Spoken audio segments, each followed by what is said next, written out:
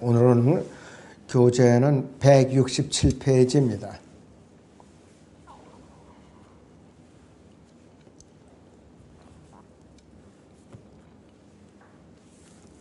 우선 욥기 22장 21절에서 30절을 보죠. 욥기 22장 21절에서 30절을 봅니다. 지금 너는 그분과 친하고 마음을 편히 하라.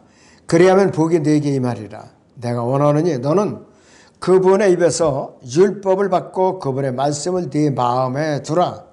만일 네가 전능하신 분께 돌아가면 너는 세움을 입을 것이요 네 장막에서 죄악을 멀리 제거하게 되리라. 그러면 너는 금을 먼지처럼 오필이 금을 시내의 돌처럼 쌓으리라. 실로 전능하신 분께서 네 방어자가 되실 것이요 너는 풍부한 은을 가지리라. 그때에는 네가 전능하신 분 안에서 네 기쁨을 갖게 될 것이며 네 얼굴로 하나님께 들게 되리라. 너는 그분께 네 기도를 드리리니 그분께서 네게 들으시리라. 그리하면 네가 네 소원을 갚으리라. 네가 또한 어떤 일을 명하면 그 일은 네게 이루어질 것이요 빛이 네 길 위에 비치리라. 사람들이 내던져지면 너는 일으킴이 있으리라고 말할지니라. 그분은 겸손한 사람을 구원하시리라. 그분은 무지한 자의 소음을 구해내시리니 그것이 네 손의 깨끗함에 의하여 구해냄을 받으리라 하니라 그랬습니다. 그래서 21절에서 이 30절까지 주제는 대환란 때 이스라엘과 그 다음에 무죄한 자의 섬이 의미가 무엇인가 주제로 다뤄보겠습니다. 자, 그래서 이 첫 번째 부분은요, 시편 119편 165절과 특히 욥기 34장 29절과 비교해서 우리는 공부를 해야 됩니다. 욥기 34장 29절을 보죠. 욥기 34장의 29절을 봅니다. 그분이 평정을 주시는데 누가 감히 분란을 일으키겠느냐. 그분이 자기 얼굴을 감추시는데 민족에게 그리하셨던지 사람에게만 하셨던지 감히 누가 그분을 배울 수 있겠느냐 그랬습니다. 자, 시편 119편 165절을 보죠. 시편 119편에 165절을 봅니다.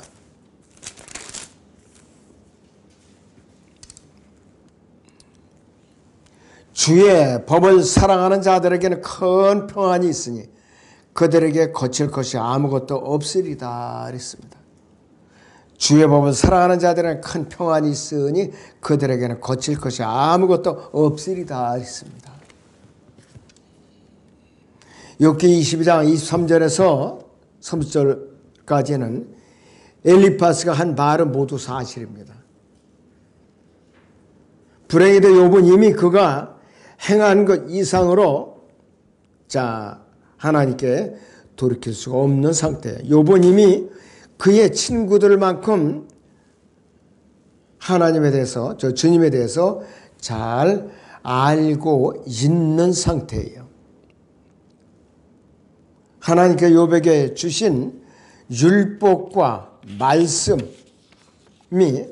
그의 마음에 축적되어 있고 또 불의는 그의 장막과는 상관없이 저 멀리 떨어져 있기 때문에 엘리파스 친구는 추운 날 모래바람과 같을 뿐이다 그랬습니다. 욥기 여기 22장의 22절을 다시 봅니다. 내가 원하노니 너는 그분의 입에서 율법을 받고 그분의 말씀을 네 마음에 두라 그랬습니다. 자, 23절 보시면 만일 네가 전능하신 분께 돌아가면 네가 세움을 입을 것이요 네 장막에서 죄악을 멀리 제거하게 되리라 그랬습니다. 욥은 이미 그런 상태에 있었던 사람이에요. 동방의 의인이라고 그랬어요. 욥기 1장 1절을 보죠. 여기서 욥기 1장 1절을 보시면 우스 땅에 한 사람이 있었는데 그의 이름은 욥이더라. 그 사람은 온전하고 정직하며 하나님을 두려워하고 악을 피하는 사람이더라 그랬습니다. 하나님 앞에 온전한 사람이라고 평가받을 정도였던 사람이에요. 자, 그래서 욥기 22장 21절, 30절의 모든 구절들은 교리적으로 이스라엘에게 해당돼요. 앞으로 대환란 앞두고 있는 이스라엘에게 해당되는 것이. 이들은 대환란 때, 큰환란 때 전능하신 하나님께로 돌이키게 되어 있어요. 23절 다시 보시면 만일 네가 전능하신 분께 돌아가면 너는 세움을 입을 것이요 네 장막에서 죄악을 멀리 제거하게 되리라 그랬습니다. 그리고 하나님에 의해서 구원함을 받고 빛이 그들에게 비추고 그들은 그물 먼지처럼 오필의 금을 시내의 돌처럼 쌓을 것이라 그랬습니다. 솔로몬 왕의 통치 때에는 예수 그리스도께서 하늘의 왕국에서 이 지상 왕국에서 통치하실 모형이 솔로몬 왕의 통치 기간이에요. 바로. 그리고 욥기 22장 26절은 욥기 11장 15절이 내용을 반복한 거라고 그랬습니다. 자, 그때는 네가 전능하신 분 안에서 네 기쁨을 갖게 될 것이면 네 얼굴을 하나님께 들게 되리라 그랬습니다. 그리고 이 오필은 사금에서 나온 단어인데 욥기 22장 24절에서요. 그러면 너는 그물먼지처럼 오필의 금을 시내의 돌처럼 쌓으리라 그랬습니다. 이 오필은 가장 양질의 금이 나오는 금광이에요. 금광. 열왕기상 9장 28절이나 10장 10절이나 역대기상 29장 4절이나 욥기 22장 24절이나 28장 16절 시편 45편 9절 여기 나오고 이사야 13장 12절을 보죠. 여기서 이사야 13장 12절을 봅니다.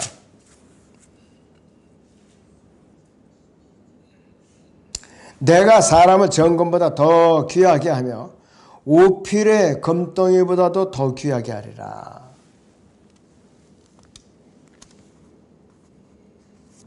이 지역이요, 아라비아 남서부나 홍해에 접한 아프리카의 소마릴랜드 해안으로 지금 이제 추종이 되고 있어요. 굉장히 양질의 금이 여기서 나왔다고 그래요.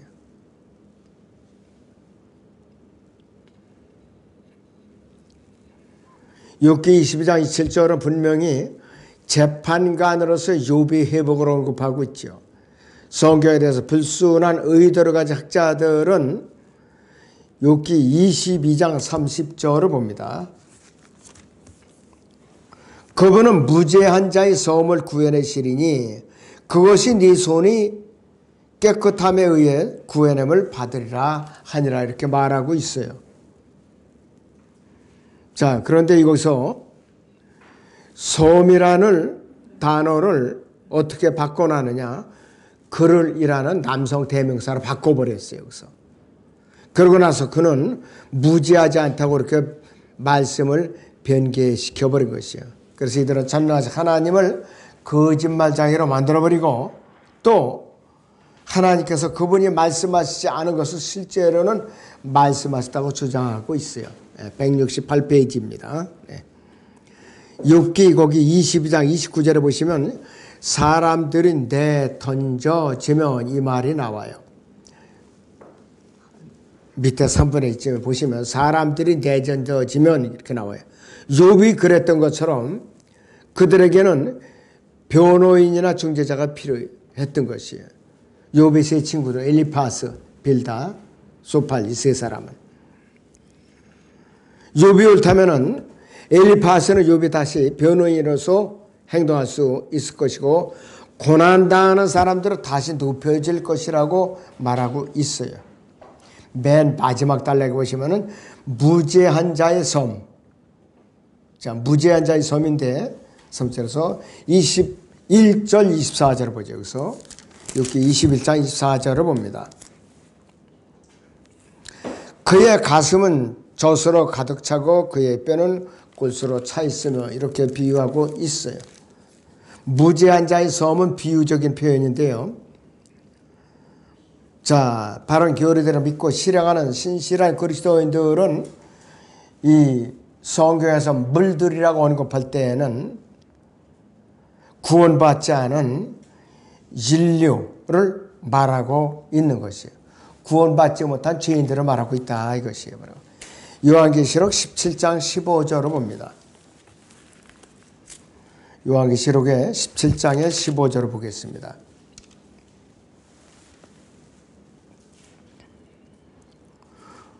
또 그가 나에게 말하기를 네가 본 그 창녀가 앉아있는 물은 백성들과 무리들과 민족들과 언어들이라 그랬습니다.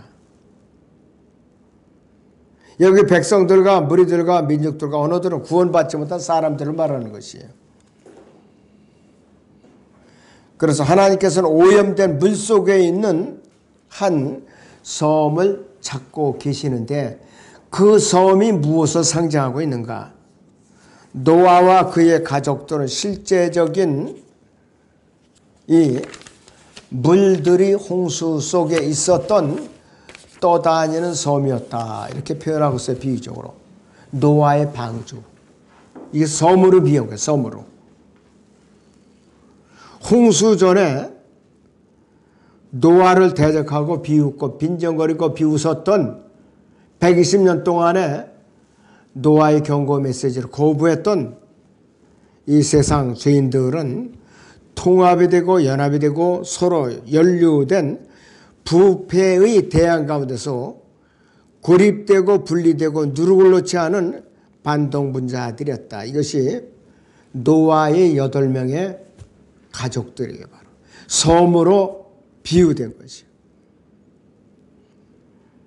자, 오늘날 자신의 영향력과 명성을 희생시키고 능력과 교제를 얻고자 하는 성도들은 일종의 고립주의자가 되어야만 철저하게 세상과 분리되지 않으면 안 된다 이거예요. 성별을 유지할 수가 없어요. 너무나도 이 세상은 완악하기 짝이 없기 때문에.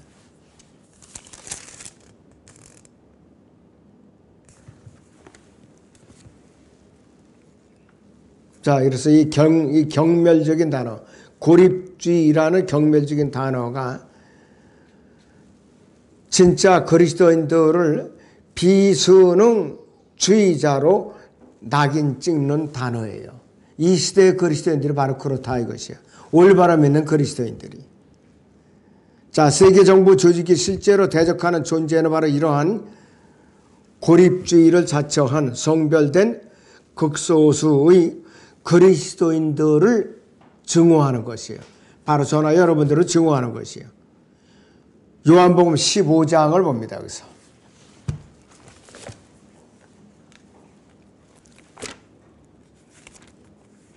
요한복음 15장에 18절 19절을 보죠.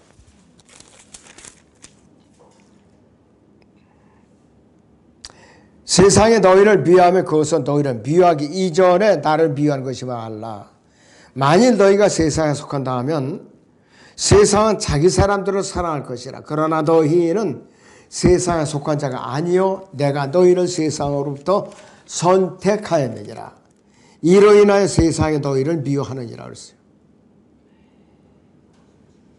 자, 주님께서 거듭난 성도들을 세상으로부터 선택한 것이 저나 여러분들이 예수님을 선택한 것이 아니에요. 반대로 돼 있어요. 자, 요한복음 17장을 보죠.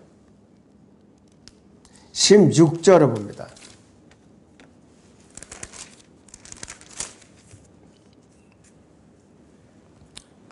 내가 세상에 속하지 아니한 것 같이 그들도 세상에 속하지 않아 싸웁니다.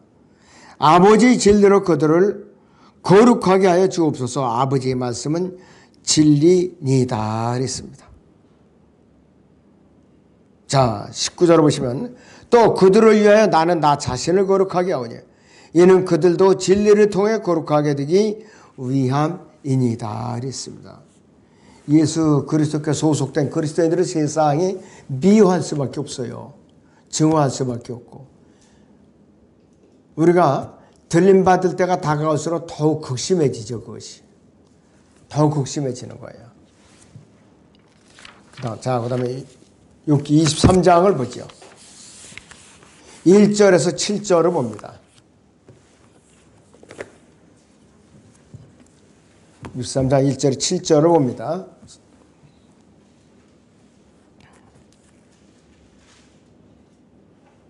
그러자 욥이 대답하여 말하기를 오늘도 나의 원망이 혹독하니 내가 얻어맞음이 나의 탄식보다도 무겁도다. 오 내가 어찌해 그분을 찾을 곳을 알까? 그래야 그의 자리로 나아갈까? 내가 그분 앞에 나의 송사를 고하고 항변으로 내 입을 채우기 원하노라.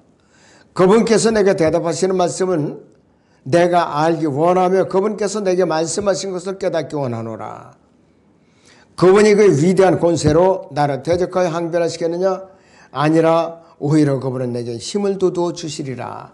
거기서 혹 의인이 그분과 더불어 쟁론하여 내가 나의 심판자로부터 영원히 구제받게 되리라 그랬습니다. 욥기 23장은 욥이 진정으로 하나님을 갈망하는 장면이 나오고 또 타락한 인간이 하나님을 찾는 방법에 대해서 언급하고 있어요. 이것이 욥기 23장의 주제입니다. 1절에서 7절까지는 내가 어찌해야 그분을 찾을 곳을 알까? 이것이 주제입니다. 욥기 23장 전체에는 욥이 자신의 비참함과 자기 자신을 표현할 수 없는 자신의 무능함을 불평하고 있는 것이에요. 욥은 전에도 이러한 불평을 한 적이 있었는데 욥기에는 인생의 진짜 문제, 즉 고난과 죽음을 다루고 있죠. 자, 욥기 21장 7절을 보죠. 여기서 욥기 21장 7절을 봅니다. 어찌하여 악인이 살고 늙도록 살며 정령 권력이 막강해지느냐 이렇게 말하고 있어요. 참으로 딱하죠. 악인이 이렇게 막강해지고 형통하더라 이거예요. 의인은 고통을 당하고.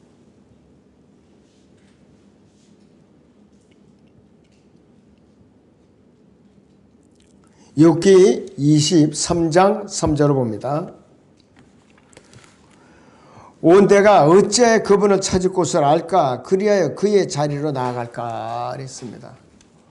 욥은 아주 고난 가운데서 이렇게 부르짖고 있어요. 인간은 하나님을 찾기 위해 대개 하나님께서 자신의 말씀에 스스로 계시를 하시는데 그것을 제외하고 모든 것을 찾아야 합니다. 기록된 말씀을 덮어놓고 딴 곳에서 하나님을 찾으라고 해먹고 있어요. 이것이 인간의 본능입니다. 바로 참 딱하죠.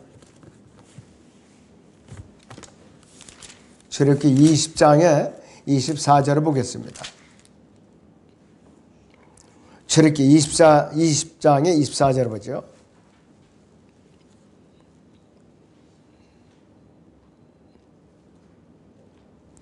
너는 땅의 제단을 나에게 만들어서 그 위에 너의 양들과 너의 소들과 번제와 화목 제물을 바치라. 내가 나의 이름을 기억하는 모든 곳에서 네게 내려와 너에게 복을 주리라. 하나님의 방식대로 섬기지 않으면 하나님과 관계가 없어요.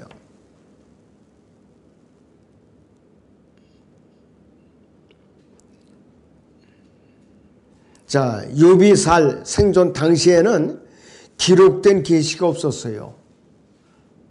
성경이 없었다 이거예요. 욥의 세 친구들을 위로하고 치료할 수 있는 실제의 하나님을 필요로 하고 원하는 수백만의 사람들처럼 욥 자신도 괴로워하고 있는 것이에요. 기원전 약 1800년 전 사람이니까 문자도 없었던 거예요. 23장 3절 상반절을 보시면 내가 어찌해 그분을 찾을 곳을 알까 그랬습니다. 욥이 문제에 부딪힌 불가지론적인 문제 속에서도 욥은 여전히 진리를 거부하고 성경을 부인하고 진리를 왜곡시키는 21세기에 위대하다고 하는 철학자들, 과학자들, 교육가들, 정신과 의사들보다 훨씬 더 뛰어난 영적 분별을 가지고 있었어요. BC 1800년 전에, 그 3800년 전에 그랬어요. 욥은 중성의 어떤 그것을 찾고 있는 것이 아니죠. 욥기 23장 4절 5절을 다시 봅니다. 욥기 23장 4절 5절을 봅니다. 만일 네가 네 원수의 길 잃은 소나 나귀를 만나면 너는 그것을 반드시 그에게 다시 돌려줘야 할지. 만일 네가 너를 미워하는 자의 나귀나 짐에 깔려 누워 있는 것을 보거든 그를 돕는 것을 삼가지 말고 반드시 그를 도울지니라 그랬습니다. 자, 그래서 여기서 마칩니다, 오늘은.